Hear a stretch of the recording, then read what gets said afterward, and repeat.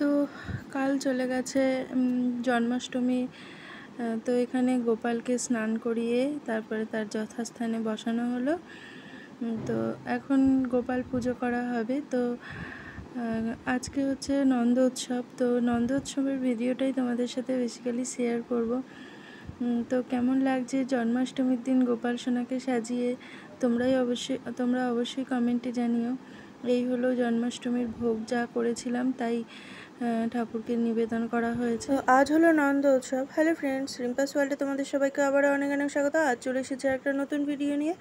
নন্দ উৎসবের নতুন একটি ভিডিওতে তোমাদের সবাইকে অনেক অনেক স্বাগত। এখানে দেখো সমস্ত কিছু কাটাকুটি হয়ে গেছে। পেঁপে দিয়ে চাটনি করব, তার জন্য পেঁপেগুলোকে একদম পাতলা পাতলা করে কেটে নিয়েছি। ভাজার জন্য পটল আলু কেটে নিয়েছি, আর এখানে রাইস হবে। রাইসের জন্য গাজর ক্যাপসিকাম আর বিনস কেটে নিয়েছি। এখানে জল বসিয়ে দিয়েছি, ওই প্রথমেই চাটনিটা করে নেব। আর এখানে দিয়ে দিলাম ওই পেঁপেগুলো, পাতলা পাতলা করে কাটা পেঁপে। এগুলো একদম ট্রান্সপারেন্ট হবে যখন, তখনই নামিয়ে নেব। আর পেঁপের চাটনি করতে কোনো ঝামেলাই নেই, একদম ট্রান্সপারেন্ট হবে। পেঁপেগুলো নামিয়ে তারপরে ওর মধ্যে চিনি দিয়ে চিনির শিরা একটা তৈরি করতে হবে, একটু বেশ মোটা করে তৈরি করতে হবে। চিনির শিরা তৈরি করে তার মধ্যে পেঁপেগুলোকে দিয়ে দিতে হবে। পেঁপেগুলোকে দিয়ে একটু ওই ভাজা পাঁচফোড়ন একটুখানি গুঁড়ো করে দিয়ে দিলেই হবে। তো এখানে চলো করে নিচ্ছি একটু ওই পনির, মানে চিলি পনির করবো। তো পনিরগুলোকে প্রথমে ভেজে নিয়েছি, আর এখানে দিয়ে দিয়েছি টমেটো ক্যাপসিকাম এই দিয়ে, আর 3 রকম সস দিয়েছি, চিলি সস টমেটো সস আর সয়া সস। সয়া সসটা এখনও দেওয়া হয়নি, সয়া সসটা একটু পরে দিচ্ছি। টমেটো সস আর চিলি সসটা দেওয়া হয়েছে। এখানে পরিমাণ মতো নুন দিতে হবে, কারণ সয়া সসে টমেটো সসে সমস্ত সসেই অল্প পরিমাণ নুন থাকে, তো সেই জন্য নুনটা একটু বুঝে দিতে হবে। তো এখানে দেখো সয়া সস দেওয়ার পরে কালারটা কেমন হয়ে গেছে। ও আচ্ছা, বলতে ভুলে গেছি, পনিরগুলো যে ভেজেছি একটুখানি অ্যারারুট দিয়ে ভেজেছি। আমি অ্যারারুটের মধ্যে একটুখানি জল মিশিয়ে নিয়েছি, তো ওটা দিয়ে আমি পনিরগুলোকে ভেজে নিয়েছি।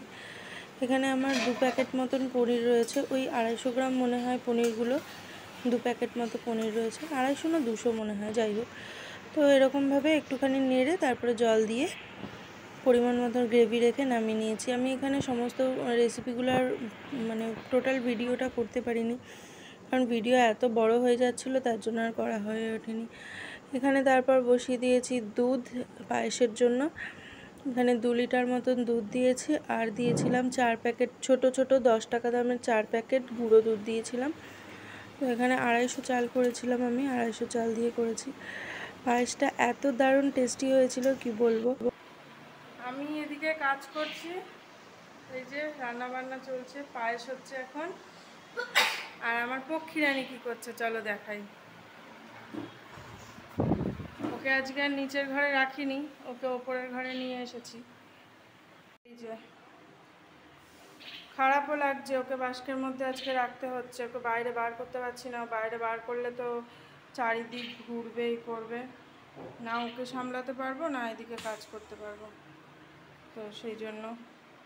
তো এখন পায়েসের মধ্যে চাল দিয়ে দিয়েছি, চাল দিয়ে চালটা একটুখানি নরম হয়ে যাবে, তারপরে চিনি দিয়ে দিয়েছি।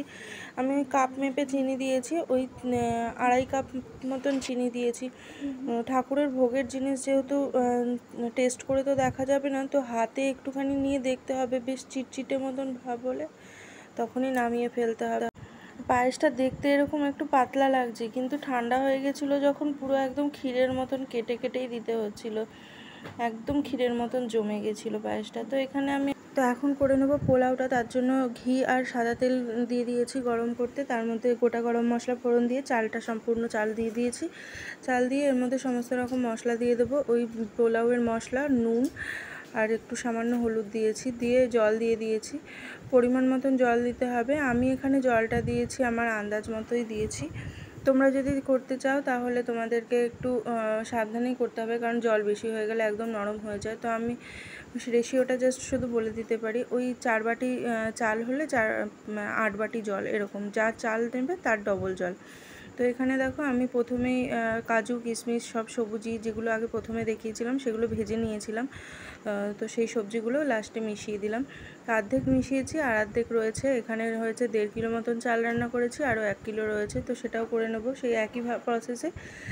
সাদা তেল আর ঘি একসাথে মিশিয়ে নিয়েছি, মিশিয়ে কড়াইতে দিয়ে ওর মধ্যে গোটা গরম মশলা ফোড়ন দিয়ে নুন আর পোলাওয়ের মশলা আর সামান্য একটু হলুদ দিয়েছি। হলুদ আমি একদম অল্প পরিমাণে দিয়েছি যাতে সেই একটা বাসন্তী বাসন্তী কালার যে সেইটা আসে। তোমরা এটা গোবিন্দভোগ চালেও করতে পারো, আমি করেছি এখানে বাসমতি চালে। তো আমাদের যেটা আনা হয়েছে তো সেটাই এতেই করেছি। গোবিন্দভোগ চালেও করলেও সেই একই পরিমাণ 4 বাটি চালে 8 বাটি জল এরকম পরিমাণেই দিতে হয়। তো এখানে দেখো আমার সমস্ত কিছু রান্না হয়ে গেছে। এখানে 2 গামলা পোলাও, আর এখানে রয়েছে এই যে চিলি পনির, পটল আলু ভাজা, আর ওই যে রাইসে যে ভাজাগুলো দিয়েছি ওই ভাজাই অল্প একটু রেখে দিয়েছি, আর পনির ভাজা রেখেছি, আর পাঁপড় ভাজা আছে। তো সব রকম মিলিয়ে 5 রকম ভাজা হয়ে গেল। পায়েস ঠাকুরের জন্য 4 বাটি তুলে রেখেছি। এখানে রয়েছে পেঁপের চাটনি, তো এখানে ফল বানিয়ে রেখেছি আর পাঁপড় ভেজে রেখেছি। সমস্ত কিছুই মোটামুটি কমপ্লিট হয়ে গেছে। এখন মন্দিরে পুজো হচ্ছে, পুজো হয়ে গেলেই আবার ঠাকুরের ভোগগুলো একদম গুছিয়ে গাছিয়ে নিয়ে চলে যাব।